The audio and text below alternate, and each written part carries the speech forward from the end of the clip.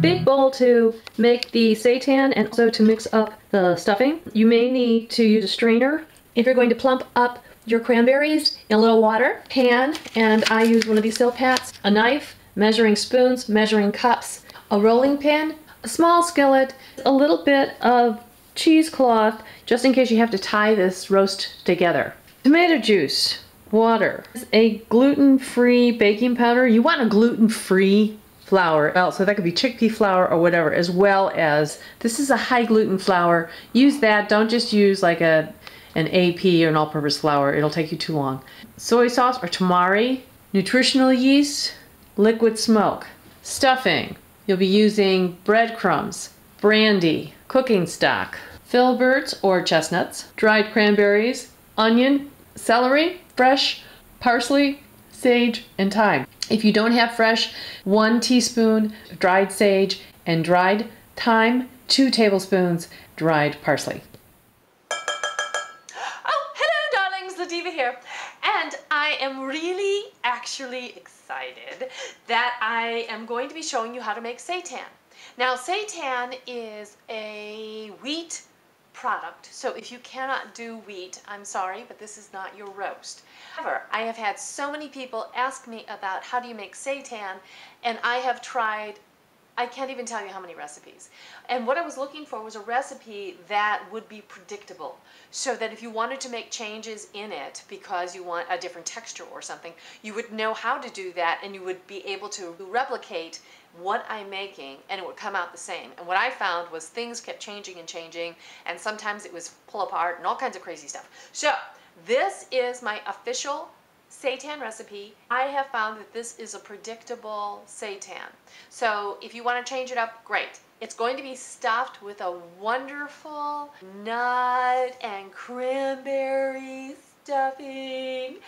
And I have other recipes on the website like the mushroom gravy or the cranberry mango relish or my classic cranberry sauce. And if you don't have those, just become a subscriber and all of my paid subscribers get all of my recipes. So let's get started. All right, so this is like making an unyeasted bread. The first thing we're going to take is high gluten flour. You can make this out of an all-purpose flour, but it takes forever. Add chickpea flour, because what you want to do is you want to break up the gluten that's being made. Otherwise, this thing will turn into 100% rubber. And trust me, I've made that scientific experiment a number of times. Tamari. You can use cranberry juice, you can use carrot juice. I'm using an organic tomato juice, whatever floats your boat. A half a cup of water. This is liquid smoke for flavor. You don't have to put it in. Nutritional yeast. Now you just start mixing this together with your hands. That's right, just kind of mix it all together as quickly as possible, okay?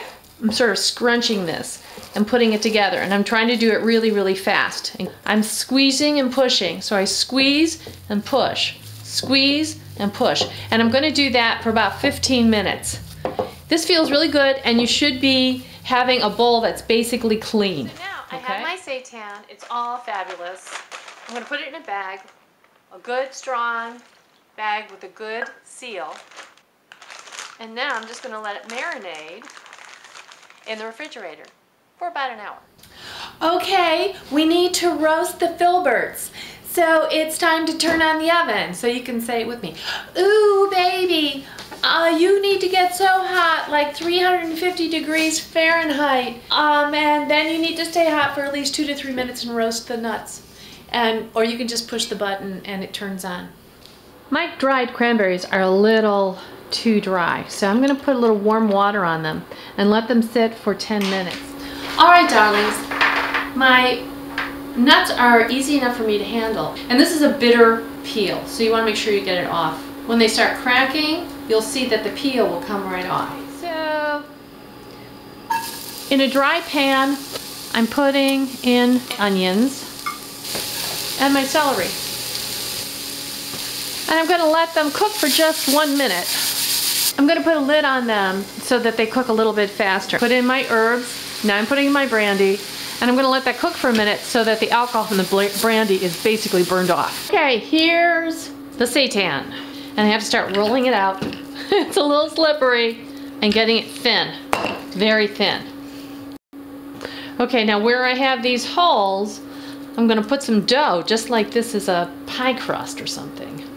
There, I'm just gonna roll it in. Okay, so now I'm gonna let this sit for a minute after I've rolled it, which is my bread and the vegetables, the parsley. Okay, and then I did a rough chop the nuts. I didn't really want to mince them because I wanted them to have a nice crunch, but I wanted to make sure that they were going to fit inside of this vegetable broth. Okay, so now I'm going to mix this thing up. Now I'm going to put on my stuffing. Okay, so now I'm just going to roll this thing. I'm really kind of just lifting it and pulling it all the way over, and I'm rolling it again. And you see how the stuff's coming out the end? We're going to make that, we're going to use this piece and put it right over on the top of that, okay? And then I have this over here, which we can always take this stuffing and just cook it in a glass bowl that is okay to use in your oven. There's the side that has the seam, and I'm tucking it under with my thumbs, so I'm rolling it over again. I'm just going to take this piece and I'm going to use it right here and put the whole thing together. I'm just going to take my roast, pick the whole thing up, and put it here. My roast seems to be holding together really, really well, and I'm just going to put the rest of this stuffing in a bowl, and I'm going to bake it right alongside with the roast. And now we're going to bake it for 30 minutes.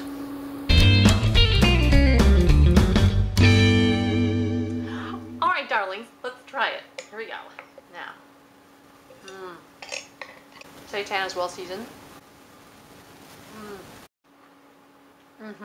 Oh. And you could just make a very simple gravy or like an au jus out of the marinade. Really simple. Oh my gosh. This is really good.